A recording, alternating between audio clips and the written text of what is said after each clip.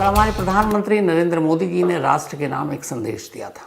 22 minute का ये संदेश था और इसमें एक लाइन थी और उसी लाइन पे आज ये पूरी कहानी है। प्राइम मिनिस्टर ने यह कहा था कि अब भारत पाकिस्तान के न्यूक्लियर वेपन कंट्री होने की धौंस या ब्लैकमेलिंग को नहीं सहेगा। अब न्यूक्लियर की धमकी देने का वक्त चला गया। अब कहने को तो ये एक लाइन कि अब पाकिस्तान न्यूक्लियर कि हमारे पास न्यूक्लियर बम है, उसको लेकर हमें ब्लैकमेल करिए, हम बर्दाश्त नहीं करेंगे। लेकिन प्राइम मिनिस्टर ने ऐसा क्यों कहा? दुनिया जानती है कि दो देश जिनके बीच रिश्ते खराब हों और दोनों अगर न्यूक्लियर पावर हों, दोनों के पास परमाणु बम हो, तो फिर उस जंग की सूरत में कुछ भी हो सकता है।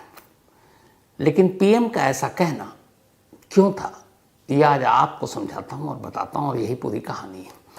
इस कहानी की शुरुआत दो तस्वीर से करते हैं। ये पहली तस्वीर है।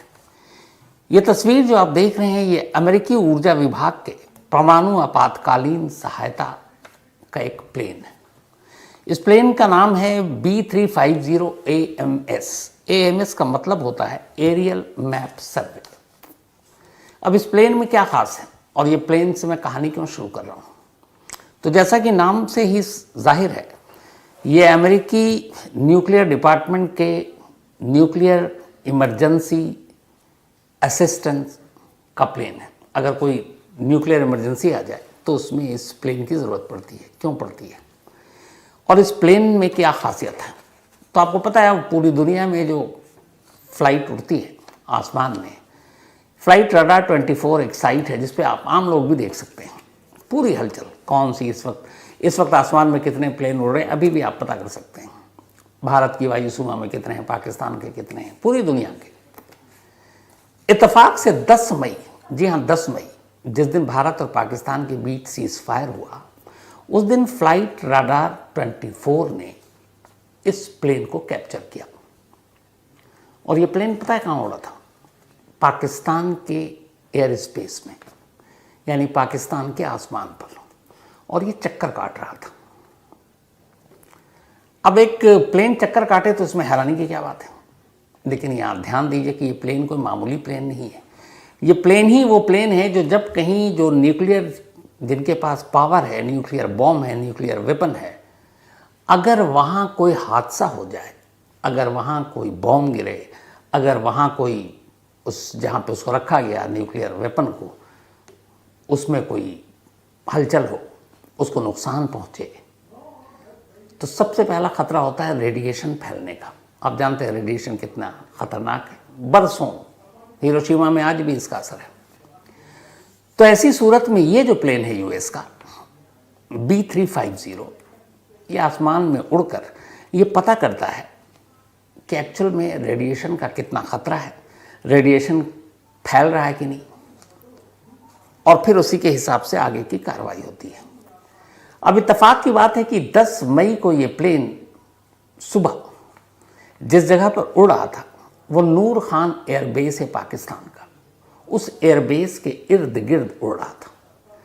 अब एक प्लेन जो इमरजेंसी न्यूक्लियर असिस्टेंस के काम में आता है, जो रेडिएशन का पता करता है, उसका इस पाकिस्तान के नूर एयरबेस के ऊपर उड़ना क्या मतलब है?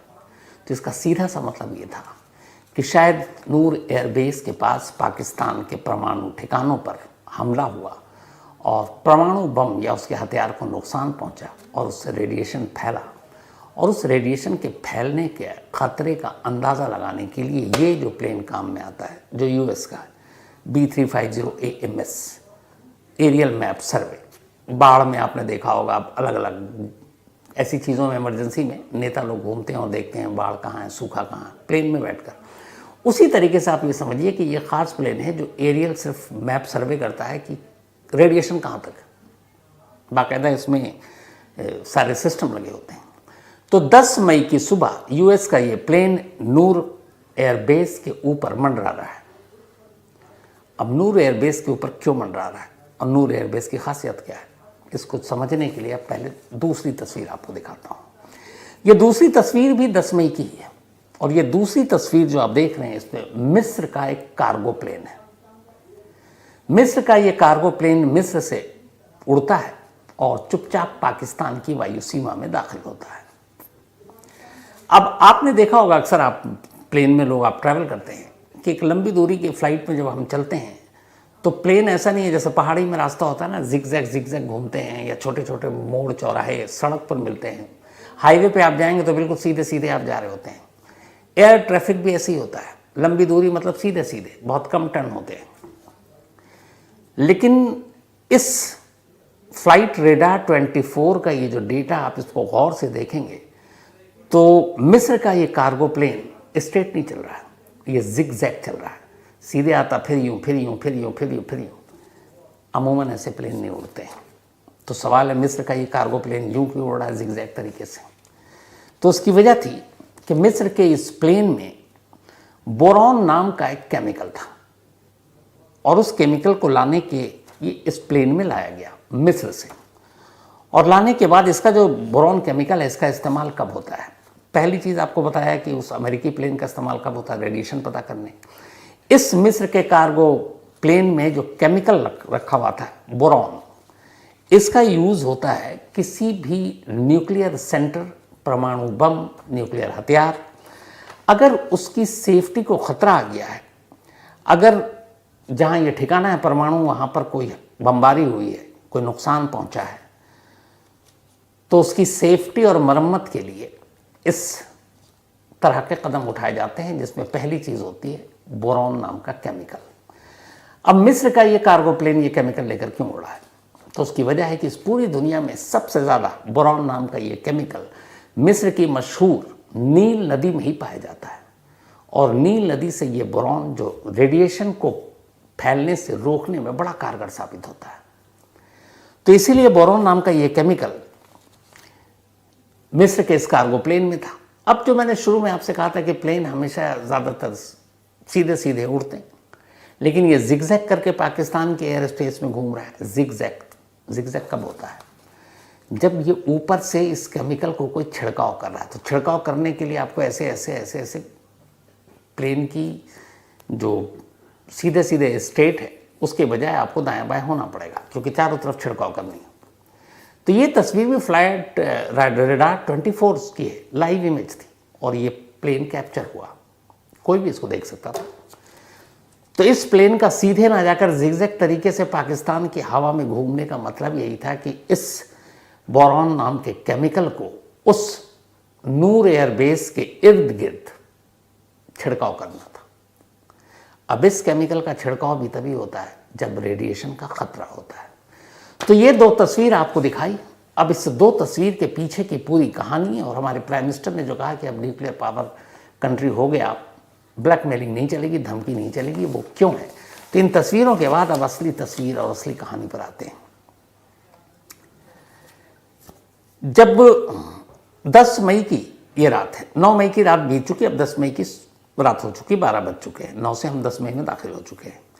रात के 1:44 पर अफगान बॉर्डर के करीब बलूचिस्तान के चगाई हिल्स में एक अर्थक्वेक आता है, भूकंप, जिसकी तीव्रता रिएक्टर स्केल पर 4 था। 4 बहुत ज़्यादा होता नहीं। अब जब ये भूकंप आया तो इस भूकंप के आने के करीब करीब 15 से 16 घंटे बाद उसी 10 मई की शाम 5:33 पर अमेरिकी प्रेसिडेंट डोनाल्ड ट्रंप एक ट्वीट करते हैं और कहते हैं कि भारत और पाकिस्तान दोनों सीज फायर के लिए राजी हो गए हैं, और वो prime minister Narendra Modi, prime minister Shahbaz Sharif, इन दोनों को बधाई दे देते हैं। 1:44 पर भूकंप और शाम 5:33 पर सीज फायर का ऐलान। इन दोनों का आपस में क्या कनेक्शन? क्या ये सच में भूकंप था जो 1:44 पर आया था चगाई हिल्स में, या फिर ये कि पाकिस्तान ने इस चगाई हिल्स के ज़मीन के अंदर 10 किलोमीटर नीचे कोई न्यूक्लियर टेस्ट किया था? क्योंकि ये वही चगाई हिल्स है जहाँ 1998 में पाकिस्तान ने पहला न्यूक्लियर टेस्ट किया था। या तीसरा ये था कि क्या पाकिस्तान के इस परमाणु सुविधा वाले ठिकाने पर कोई हवाई हमला हुआ था? 3 सवाल थे। था क्या? तो चगाई हिल्स पर जब ये हलचल हुई, और उस 10 मई को आप याद करें, 9 और 10 मई की रात, 6 मई की रात, बल्कि 7 मई होगी, 1:05 से 1:30 तक भारत ने ऑपरेशन सिंदूर के तहत टेरर कैंप पे हमला किया। 7 मई की रात पाकिस्तान ने अचानक ड्रोन से हम पर हमला करना शुरू किया। 8 मई को भारत ने पलटवार किया और लाहौर के एयर डिफेंस सिस्टम, बाकी और शहरों पर भी भारत ने हमला शुरू कर दिया। अब 9 मई की रात पाकिस्तान पहली बार ड्रोन की बजाय मिसाइल से भी भारत के 26 जगहों पर हमले करता है, जिसमें हमारे एयरबेस भी थे, सैन्य ठिकाने थे, जैसलमेर हो या फिर श्रीनगर हो, इसके अलावा पठानकोट हो, बाकी और जगहों पर 26 जगहों पर पाकिस्तान ने उस दिन ज़बरदस्त तरीके से मिसाइल दागने शुरू कर दिया और ड्रोन से अटैक करना शुरू कर दिया। अब जब पाकिस्तान ने पहली बार हमारे एयरबेस को निशाना बनाया तो भारत के लिए पलटवार करना जरूरी था। भारत ने उसी 9 मई की रात, अभी 10 मई की बात नहीं कर रहा हूं मैं, 9 मई की रात वापस पलटवार किया। अब पाकिस्तान के जितने सैनिक ठिकाने थे और एयरबेस थे उनको निशाना बनाना शुरू किया और यह सिलसिला चला रात 1 बजे से लेकर सुबह 4 साढ़े 4 के दरमियान। ये बात 9 मई से अब 10 मई हो गई है सुबह। और जैसा मैंने आपको शुरू में बताया कि उसी रात 1:44 पर पाकिस्तान के इस चगाई हिल्स पर एक भूकंप आया था और भारत ने रात 12 बजे से 4 बजे तक पाकिस्तान के अलग अलग सैन्य ठिकानों, एयरबेस पर हमला किया। और जब ये हमला किया तो इस हमले के बाद ये जो 2 तस्वीर आपको शुरू में दिखाई उससे इसके तार जोड़ते हैं। जब ये हमला हुआ उसके बाद अब पाकिस्तान के एक परमाणु ठिकाने पर बमबारी हो गई और ये परमाणु ठिकाना जो पाकिस्तान का था ये सबसे ख़ास था, नूर खान एयरबेस। नूर खान एयरबेस ही पाकिस्तान का वो परमाणु ठिकाना है जहाँ से कैरियर की भी यहाँ पे सहूलियत है। मतलब एक तो होता बम बनाना, एक बम तो बना लिया, अब आपको न्यूक्लियर बम छोड़ना है तो हाथ से उठाकर तो आप ले नहीं जाओगे, आम जहाज़ में आप नहीं ले जा सकते। 3 तरीके होते हैं न्यूक्लियर वेपन को कहीं टारगेट पर फेंकने के। पहला, आप हवाई रास्ते से, उसके लिए आपको जेट फाइटर की ज़रूरत पड़ेगी। दूसरा, समंदर के रास्ते से उसके लिए आपको सबमरीन या जंगी जहाज़ चाहिए। तीसरा, अगर आप सड़क के रास्ते से ले जा रहे हैं तो आपको हेवी व्हीकल चाहिए, ट्रक या फिर उससे बड़ी गाड़ी। पाकिस्तान के पास 2 कैरियर हैं बम, न्यूक्लियर बम को गिराने के, हवाई रास्ते से और सड़क के रास्ते से, ट्रक या बड़ी गाड़ी। समंदर के रास्ते से उनके पास नहीं है, अभी शायद वो उसके ऊपर ट्रायल कर रहे हैं। भारत तीनों तरीकों से न्यूक्लियर वेपन को दाग सकता है, हवाई से भी, सड़क से भी और समंदर से भी। हमारे पास सबमरीन भी हैं और जंगी जहाज़ भी हैं। तो खैर, ये जो नूर खान एयरबेस है ये पाकिस्तान एटॉमिक या पाकिस्तान न्यूक्लियर वेपन की रीढ़ की हड्डी माना जाता है और इत्तेफाक से नूर खान के इसी एयरबेस पर धमाका हुआ और इसी एयरबेस पर धमाका होने के बाद यहाँ पे कुछ न्यूक्लियर वेपन थे और कहते हैं कि उनमें से कुछ को नुकसान पहुँचा। जब नुकसान पहुँचा तो फिर रेडिएशन फैलेगा। पाकिस्तानी आर्मी की बहुत सारी तस्वीरें आ रही हैं, वो वहीं पर आसपास में जा रहे हैं हॉस्पिटल में लोगों को देखने, वो गोली बम बारूद से ज़ख्मी नहीं हुए हैं, शायद रेडिएशन का शिकार हुए। पूरे इंटरनेशनल मीडिया में, सोशल मीडिया पर, ये हर जगह पे मैप, ये रिपोर्ट अब आ रही है और ये कि ये रेडिएशन लीक हुआ है क्योंकि नूर खान एयरबेस के पास जो न्यूक्लियर वेपन था उसको नुकसान पहुंचा है। तो ये 2 तस्वीर आपने देखी और भारत के हमले की और टाइमिंग और भूकंप, ये सारी चीज़ें आपने देखी। हालांकि हमारा स्टैंड ये है कि हमारे जो एयर मार्शल है कि भारतीय, उनसे ये पूछा गया, ये DGMO है, director general of military operation, उन्होंने कहा कि हमें नहीं मालूम पाकिस्तान के परमाणु ठिकाने कहाँ हैं, हमने सिर्फ एयरबेस को निशाना बनाया था। भारत का स्टैंड यही है कि हमने कोई परमाणु ठिकानों पर हमला नहीं किया और हम ये कह भी नहीं सकते। उसकी वजह है कि जो परमाणु संपन्न देश होते हैं वो इस तरह की चीज़ नहीं कर सकते, इसको लेकर फिर बहुत सारी बंदिशें, बहुत सारे बैन, बहुत सारी चीज़ें हो जाती हैं। अब जो ये एयरबेस को निशाना बनाया गया और जिसमें नूर खान एयरबेस टारगेट पर आया, जिसमें ये न्यूक्लियर उनके हथियार के तबाह होने की बात आ रही है, ये बना कैसे? क्योंकि कोई भी कंट्री जो न्यूक्लियर वेपन रखता है उसकी सेफ्टी, सिक्योरिटी के बड़े सारे कदम उठाए जाते हैं। तो इसके लिए भारत ने इस्तेमाल किया, जो एयरबेस के इस्तेमाल किया, मैं न्यूक्लियर ठिकाने की बात नहीं कर रहा हूँ, ब्रह्मोस मिसाइल का। ब्रह्मोस मिसाइल वो है जो आवाज़ से 3 गुना ज़्यादा जिसकी रफ्तार होती है। ये किसी रेडार में पकड़ में नहीं आता, और जब तक ये अपना काम न कर ले तब तक कोई भनक भी नहीं लगा पाता कि कौन सी मिसाइल है। तो कहते हैं कि इसी ब्रह्मोस मिसाइल का इस्तेमाल पाकिस्तान के तमाम आर्मी बेस और सैन्य ठिकानों पर हमले के लिए ब्रह्मोस मिसाइल से ही उनको नेस्तो नाबूद किया गया। अब ये तो ब्रह्मोस मिसाइल से हो गया। अब सवाल ये है कि परमाणु ठिकाने या नूर खान एयरबेस पर हमला और अगर तबाही की खबर जो आ रही है तो ये कैसे मुमकिन है? क्योंकि बहुत सारे लोगों का ये मानना और ये फैक्ट है कि जो भी न्यूक्लियर हथियार होते हैं, बॉम्ब होते हैं, वो कभी एक जगह नहीं होते कि आप जैसे यहाँ जहाँ मैं बैठा हूँ आपने सारा यहाँ ला के रखा, जंग हो गई, यहाँ से उठाया और बांटा और कहा जाओ छोड़ दो। नहीं होता, बड़ा रिस्की होता है ये। और इसीलिए दुनिया के जितने भी न्यूक्लियर संपन्न देश हैं वो न्यूक्लियर हथियार को 3 अलग अलग हिस्सों में बांटकर 3 जगह रखते हैं, बल्कि 3 जगह से वो पूरा ऑपरेशन पूरा होता है। जो पहला होता है उसका नाम है फिजन।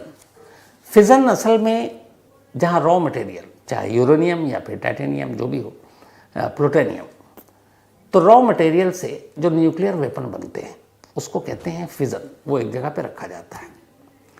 अब वो उन्होंने बना लिया, लेकिन वो बनाने से न्यूक्लियर वेपन का कोई ख़तरा भी नहीं है, बन तो गया है, लेकिन ना वो फट सकता है ना कहीं आप उसको ले जाकर किसी को नुकसान पहुंचा सकते हैं। अभी तैयार हो गया। तो पहला 3 चरणों में आप बांट दीजिए। एक बम को आप ये समझिए कि 3 जगहों पर जब तक तालमेल नहीं होगा वो बम नुकसान नहीं कर सकता। तो पहला है फिजन, जहाँ रॉ मटेरियल से आप जो यूरेनियम या प्लूटोनियम लाते हैं उसके बाद आप बनाते हैं, तो एक तरह का आप परमाणु बम बना लेते हैं, लेकिन वो बेकार है। अब सेकंड है अलग अलग, इसीलिए इस्टेब्लिशमेंट होता है। तो मान लीजिए एक जगह है नूर खान एयरबेस मान लीजिए, तो यहाँ रॉ मटेरियल से इन्होंने न्यूक्लियर बम बना लिए, हथियार बना लिए। बट ये ए है, अभी बी बाकी है। बी वो जगह है जिसे कहते हैं बॉम्ब, न्यूक्लियर बॉम्ब।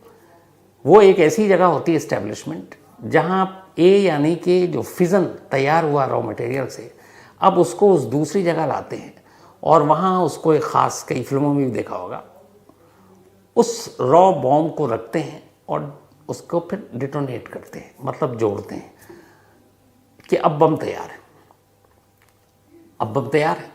लेकिन अब जहाँ रखा हुआ वहाँ फटेगा नहीं, क्योंकि आप ही सारे मारे जाएंगे। तो पहला फिजन जहाँ बना, दूसरा जहाँ बम को डिटोनेट किया गया और वहाँ रखा गया, ये दोनों की कड़ी निगरानी। अब इसके बाद तीसरा फेज़ आता है कि अब हमारे पास बॉम्ब तैयार है बनकर सब कुछ, अब इसे हमारे टारगेट पर फेंकना है। तो उसके लिए चाहिए आपको कैरियर। तीसरा कैरियर है। कैरियर मतलब उस बम को आप तय टारगेट तक कैसे पहुंचाएंगे, कैसे छोड़ेंगे, और ये सबसे इम्पॉर्टेंट फेज़ होता है। अब जैसा मैंने शुरू में बताया कि कैरियर 3 तरह से काम करते हैं। आपको न्यूक्लियर बम समंदर के रास्ते आप छोड़ सकते हैं, आप जेट फाइटर के ज़रिए छोड़ सकते हैं, या फिर आप बड़ी गाड़ी ट्रक के ज़रिए आप ग्राउंड पर छोड़ सकते हैं। पाकिस्तान के पास समंदर वाला अभी सुविधा है नहीं। पाकिस्तान के पास जो ज़मीन पर की सुविधा है, उनके पास ऐसी गाड़ियाँ हैं, उन्होंने कर रखी हैं कि वो ट्रक या बड़ी गाड़ियों से टारगेट कर सकते हैं, नज़दीक अगर फेंकना हो तो। और जहाँ तक हवाई मार्ग से है तो पाकिस्तान के पास ये सुविधा है। उनके पास 2 तरह के ऐसे फाइटर जेट हैं जो न्यूक्लियर वेपन को कैरी कर सकते हैं और जहाँ उनका टारगेट को गिरा सकते हैं। उनमें से एक है उनका मिराज 3 और दूसरा है चीन से उनको मिला हुआ JF-17। ये दोनों सूरत में वो गिरा सकते हैं। तो ये 3 हो गए। अब नूर खान एयरबेस पर जो हमला हुआ, जहाँ तबाही हुई, जिसके रेडिएशन को 2 तस्वीरें आपको दिखाई, वहाँ से सिर्फ 19 किलोमीटर की दूरी पर है नीलोर। ये एक जगह है नीलोर, और ये पाकिस्तान के न्यूक्लियर प्रोग्राम और न्यूक्लियर इस्टेब्लिशमेंट का सबसे अहम ठिकाना है नीलोर। जहाँ ये एयरबेस तबाह हुआ, जो नूर खान एयरबेस, वहाँ से सिर्फ 19 किलोमीटर दूर। ये वो जगह है जहाँ रॉ मटेरियल से न्यूक्लियर बॉम्ब तैयार किया जाता है। अब 19 किलोमीटर दूर ये धमाका होता है और उनका जो इस्टेब्लिशमेंट है एक और न्यूक्लियर का, वो ज़्यादा दूरी पर है नहीं। यहीं से पाकिस्तान की बेचैनी बढ़ी। ये रात अगर टाइमिंग जोड़ लें, उस भूकंप को फर्जी माने, तो रात 1:00 पर भूकंप आया था। भारत ने रात को सुबह 4 साढ़े 4 तक पूरा ऑपरेशन कंप्लीट कर लिया था ब्रह्मोस मिसाइल के बाद। सुबह 8:30 बजे पाकिस्तान के प्राइम मिनिस्टर की एक मीटिंग होती है और ये इमरजेंसी मीटिंग बुलाई शहबाज शरीफ ने। ये थी न्यूक्लियर कमांड अथॉरिटी की मीटिंग। इस कमेटी की मीटिंग का मकसद ये था कि जो नूर खान एयरबेस है या नीलोर है वहाँ कितना नुकसान हुआ है। जब पता चला कि नुकसान हुआ है और ये भी डर है कि रेडिएशन फैल सकता है, तो फिर पाकिस्तान घबराया। उसे लगा कि अगर ब्रह्मोस मिसाइल यहाँ तक पहुँच सकती तो फिर हमारे कोई भी न्यूक्लियर के जो ठिकाने हैं वो तो सेफ हैं नहीं। और उन्हें ये मैसेज मिल गया था और यहीं से बात शुरू हुई कि अब आप न्यूक्लियर के नाम पे धमकी मत दो जहाँ तुम्हारे न्यूक्लियर हैं, क्योंकि आपको 3 चीज़ें हैं जो मैंने कहा। फिज़न मतलब की, एक तरह से उसको चाबी भी कहते हैं जहाँ से रॉ मटेरियल बनता है, फिर बॉम्ब, फिर कैरियर। तो कैरियर तक पहुँचने में अगर सिर्फ इंडिया कैरियर ही तबाह कर दे उनके, ये जो बम को ढोने वाला, तो वो बॉम्ब को उठाएंगे, ले कैसे जाएंगे। तो इसीलिए पाकिस्तान घबराया। इसके बाद सुबह 8:30 बजे मीटिंग हुई। फिर पाकिस्तान ने अमेरिका से कहा कि वो तो हमारे न्यूक्लियर ठिकाने तक आ गए हैं, अब आप जंग रुकवा दीजिए, किसी तरीके से सीज फायर करा दीजिए। अमेरिका ने नई दिल्ली में बात की, जहाँ से कहा गया कि नहीं हमारी तो शर्त ये है। फिर अमेरिका ने पाकिस्तान बात की और कहा कि ठीक है, आप एक काम करो, आपके अपने DGMO, director general of military operation, वो पहल करेंगे, वो भारत के डीजीएमओ को फ़ोन करेंगे कि हम सीज फायर चाहते हैं, इंडिया नहीं करेगा। इसके बाद जब डीजीएमओ पाकिस्तान सरकार तैयार हो गई, आर्मी तैयार हो गई, तब फिर अमेरिका ने भारत में बात की, एनएसए से, फॉरेन मिनिस्टर से, डोनाल्ड ट्रंप ने। उसके बाद ये हुआ कि ठीक है, 3:35 पर तब 10 मई को डीजीएमओ पाकिस्तान ने फ़ोन किया इंडिया के डीजीएमओ को और कहा कि हम सीज़ फायर चाहते हैं। और उसके बाद ये सीज़ फायर हुआ और 5 बजे से इसको लागू कर दिया गया। अगर उस रात यानी 9 और 10 मई की रात नूर खान एयरबेस और नीलोर के करीब ये न्यूक्लियर ठिकाने पर पाकिस्तान के हमला ना होता तो शायद पाकिस्तान इतनी जल्दी तैयार नहीं होता। उसे अब लग गया कि ये गड़बड़ है। अब इसमें कई लोग हैं कि अमेरिका का क्या इंटरेस्ट। अमेरिका का इंटरेस्ट ये है कि पूरी दुनिया जानती है पाकिस्तान के पास न्यूक्लियर वेपन है। पाकिस्तान दुनिया का इकलौता ऐसा मुस्लिम कंट्री है जिसके पास न्यूक्लियर वेपन है। ईरान के बारे में कहते हैं अभी तक, लेकिन पुख्ता तौर पर किसी को नहीं मालूम। लेकिन घोषित तौर पर अगर किसी मुस्लिम कंट्री के पास है तो वो पाकिस्तान है। तो अब पाकिस्तान में आतंकवादी संगठन, अमेरिका को शुरू से है कि सबसे अनसेफ अगर कहीं न्यूक्लियर वेपन है तो वो पाकिस्तान में है। बाकी अगर आप घोषित तौर पर न्यूक्लियर कंट्री बन गए हैं तो उसका मतलब फिर ये है कि आपको उसकी सिक्योरिटी, बहुत सारी चीज़ों की ज़रूरत पड़ती है। लेकिन यहाँ पर यह है कि पाकिस्तान में जिस तरीके से आतंकवादी संगठनों का बोलबाला है, खुद पाकिस्तानी सरकार, वहाँ की आर्मी, तो ये कि अगर गलती से ये आतंकवादी संगठनों के हाथ न्यूक्लियर वेपन लग गए तो क्या होगा। और ये बात अमेरिका को भी डराता है हमेशा, क्योंकि बहुत सारे मुस्लिम और कंट्री जिनके पास न्यूक्लियर वेपन नहीं है तो मालूम है कि वो सारे उधर भी इस्तेमाल हो सकता है। तो कई बार अमेरिका ने ये कोशिश की है कि वो बैक डोर से पाकिस्तान के न्यूक्लियर प्रोग्राम को कमांड कर सके, बैक डोर से। अब बैक डोर से कैसे? तो बैक डोर से ऐसे कि वो किसी चिप या कोड के ज़रिए पाकिस्तान के न्यूक्लियर सिस्टम में सेंध लगाए और सेंध लगाकर एक तरह से कंट्रोल कर ले। अगर कभी इस तरह के हालात, जैसे 10 मई को ये हो सकता था कि पाकिस्तान न्यूक्लियर बॉम्ब छोड़ देता, तो अगर अमेरिका चिप या फिर उसके सिस्टम में कोड लगाकर उसको हैक कर ले या उस पर कंट्रोल कर ले, तो उससे फिर वो, अगर पाकिस्तान ये न्यूक्लियर वेपन छोड़ भी देता तो उसको डीएक्टिवेट कर सकता है। लेकिन अमेरिका की तमाम कोशिश के बावजूद वो कभी बैकडोर से इस पर कंट्रोल कर नहीं सका। और यही वजह कि डर हमेशा सताता रहता है कि कहीं हम पाकिस्तान का न्यूक्लियर वेपन गलत हाथों में न चला जाए। और जो वहाँ की सुरक्षा है वो माशाअल्लाह है, सबको पता है। अब वही अमेरिका के या फिर रूस के या चीन के, ये सब बड़े सेफ तरीके से इनके न्यूक्लियर वेपन हैं। हमारे इंडिया के बेहद सेफ तरीके से रखे गए। उसकी वजह ये है कि हमारे यहाँ जो है एक न्यूक्लियर कमांड अथॉरिटी है देश में। हमारे पास जो इस वक्त 170 न्यूक्लियर वेपन है हमारे पास। पाकिस्तान के पास भी अब 170 ही है। 2022 के बाद उन्होंने तेज़ी से बनाए। तो हमारी पूरी न्यूक्लियर की सेफ्टी एंड सिक्योरिटी का जिम्मा जो है वो न्यूक्लियर कमांड अथॉरिटी के पास है। इस अथॉरिटी का जो हेड होता है वो देश का प्राइम मिनिस्टर होता है, जो भी प्राइम मिनिस्टर होगा, जैसे इस वक्त नरेंद्र मोदी जी हैं तो वो इसके प्रमुख होंगे। तीनों सेना के जो अध्यक्ष हैं वो इसके सलाहकार होंगे। तो अध्यक्ष और सलाहकार जब तक ये एक साथ नहीं होंगे, एक मत नहीं होंगे, कोई भी न्यूक्लियर वेपन यूज़ हम कर ही नहीं सकते। और अगर ये सब भी एक साथ हो जाए, मान लीजिए प्राइम मिनिस्टर, तीनों सेना के अध्यक्ष भी एक साथ हो जाएं, तो भी हम पहले न्यूक्लियर वेपन का यूज़ नहीं कर सकते, इसलिए कि हमारी शर्तें हैं, हमने समझौता कर रखा है और हमने ये कह रखा है कि नो फर्स्ट यूज़ पॉलिसी पे हमारी दस्तखत है कि हम पहले यूज़ नहीं करेंगे। पाकिस्तान ने इस पॉलिसी पे आज तक दस्तखत नहीं किया, उसने कभी नहीं कहा कि मैं पहले यूज़ नहीं करूँगा, इसलिए ज़्यादा खतरा रहता है।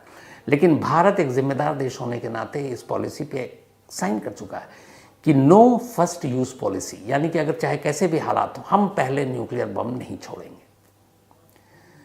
तो चारों के होने के बावजूद जब तक दुश्मन नहीं करेगा, हम पहले नहीं करेंगे।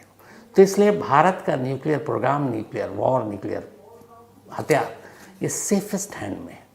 और इसके उलट बनिस्बत पाकिस्तान, अल्लाह जाने, किसी भी दिन टेररिस्ट ग्रुप के हाथ में लग जाए, क्या पता पाकिस्तानी आर्मी सौंप दे जब उसे लगे कि हम सब हार रहे हैं। तो ये जो अब वापस आते हैं शुरुआत में, जो कि हमारे प्राइम मिनिस्टर ने ये खुलकर कहा कि अब भारत पाकिस्तान की न्यूक्लियर धमकी और ब्लैकमेलिंग से नहीं डरेगा, उसकी वजह ये थी कि पाकिस्तान को उस 9 और 10 मई की रात ये एहसास हो गया नूर खान एयरबेस और नीलोर में हुए हमले में कि पाकिस्तान के न्यूक्लियर वेपन कभी भी भारत उनको टारगेट कर सकता है। और बस इसी चीज़ ने पाकिस्तान को झुका दिया और इसी चीज़ ने उसे डराया और इसी चीज़ ने उसे सीज फायर के लिए मजबूर किया। तो ये थी आज की कहानी।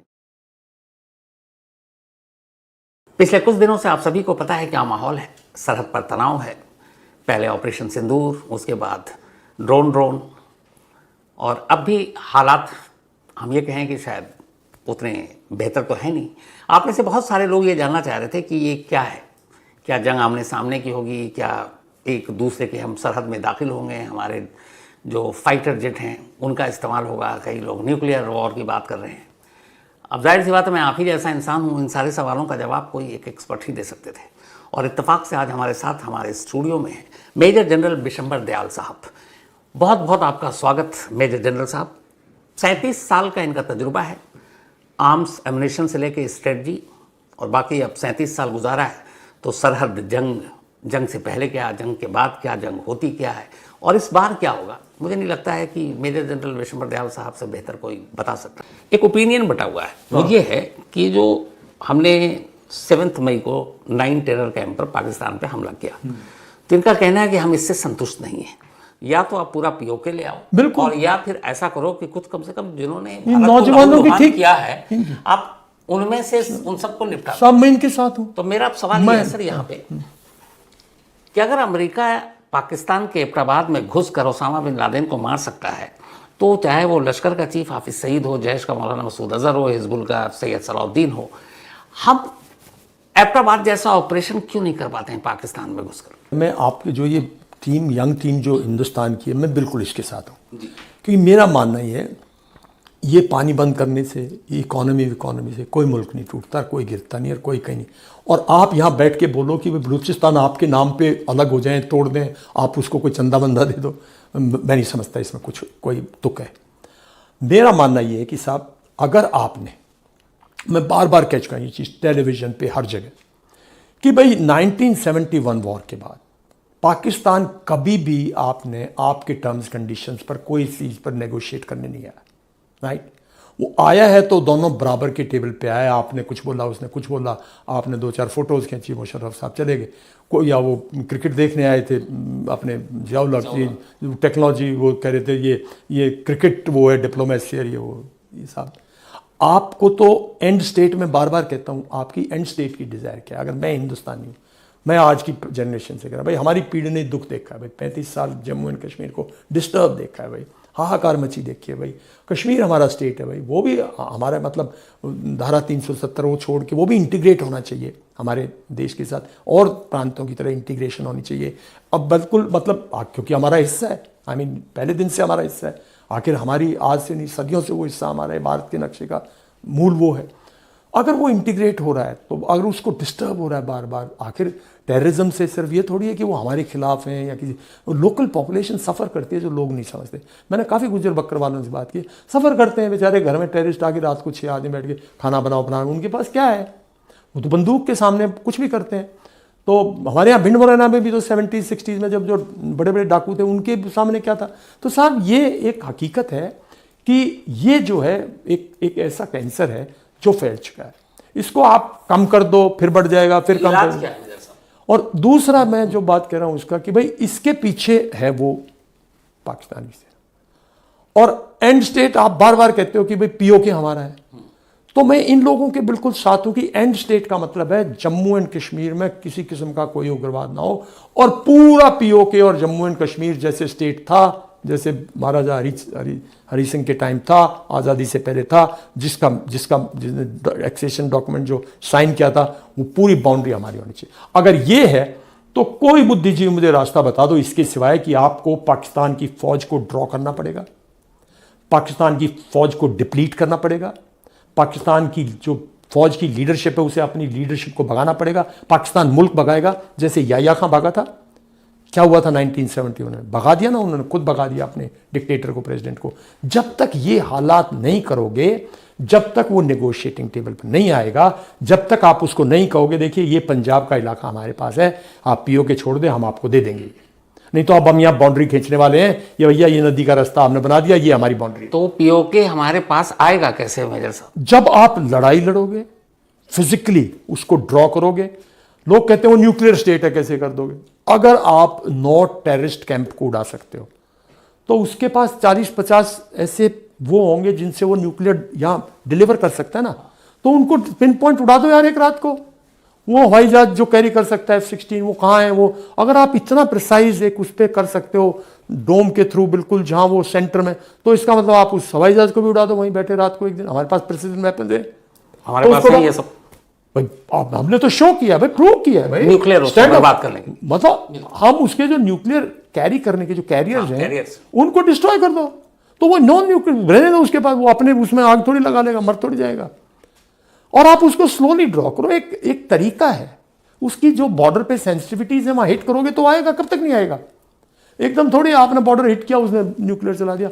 आपको सोचना है कि आपको ये, मैं स्ट्रैटेजी, मैं चीफ नहीं हूं, मैं आज का सैनिक नहीं हूं, मेरा मानना यह कि आज की पॉलिटिकल लीडरशिप को बोल के डायरेक्शन देके कि वो एंड स्टेट क्या चाहती है।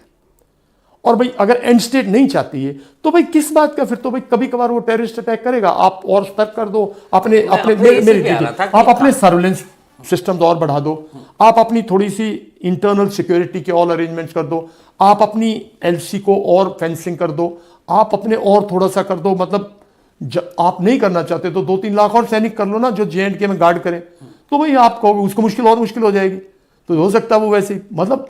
पर आपको क्या करना है, मेरा मानना ये है कि आपको क्या करना है, जो ये पॉलिटिकल लीडरशिप का डिसीजन है। पॉलिटिकल लीडरशिप डिसाइड करे हमारा एंड स्टेट ये है, और उसके बाद मिलिट्री को अकॉर्डिंगली कैपेबिलिटी अगर नहीं है तो कैपेबिलिटी दीजिएगा, जरूरी नहीं आप आज कीजिएगा। पुतिन ने जो क्रिटिकल एरियाज थे जहां से उसको थ्रेट हो सकता था सोवियत यूनियन को के टाइम से जो असेसमेंट था, और जहां उसको रशिया से हो सकता था, उसने तो जब जैसे ही रशिया को थोड़ा सा स्टेबलाइज किया और इकोनॉमिक हालत ठीक की और रशिया उभर के आया, उसने सबसे पहले वो जगह ली ना जो आर्मेनिया के, जो जॉर्जिया के, जो क्रीमिया, जहाँ उसका सेवास्तोपोल, जहाँ उसका मेजर ब्लैक सी फ्लीट, ये वो सारा उसने किया ना धीरे धीरे। तो आप भी अपना धीरे धीरे कीजिए, जरूरी नहीं है भाई आप, मैं ये कह रहा हूं कि भाई आप स्टार्ट करके और मई जून में खत्म कर दो, दिसंबर में खत्म कर दो। और चाइना क्या करेगा, वो वहां चलता रहेगा, वो ट्रेड करता रहेगा आपके साथ। तो आप अपने आप क्लियर कीजिए, फिर उसके हिसाब से स्ट्रैटेजी, हर कंट्री की अपनी स्ट्रैटेजी।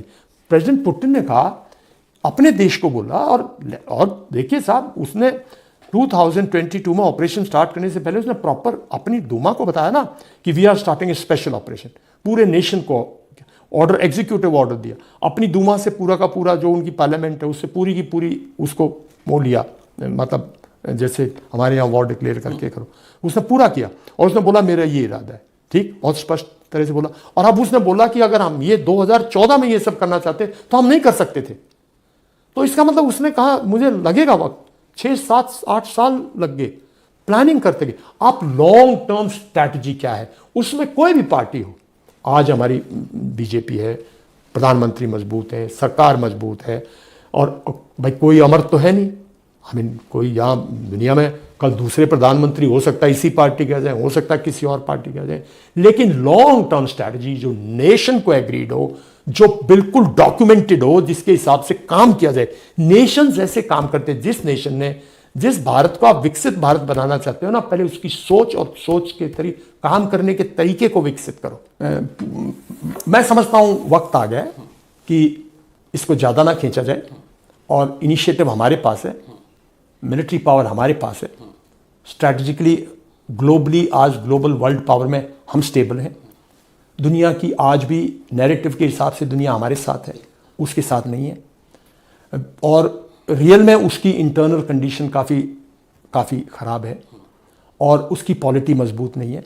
पार्टी जो पावर में है वो भी कई लंगड़ी टांगों के सारे खड़ी है। जो सिर्फ एक आदमी है जो उनका चीफ है, जो ओवर एग्जुबरेंट है, उसका एक नैरेटिव है कि भाई देखो मैंने जो स्ट्रैटेजी बांग्लादेश में लगाई, उनकी प्राइम मिनिस्टर वहाँ से भाग गई, जो उनकी सपोर्टेड थी, जो इतने साल से थी, और हम सक्सीड हो गए, ये हमारी, उसका वो ख्याल है, उस ख्याल में रहता है, बहुत कट्टर है।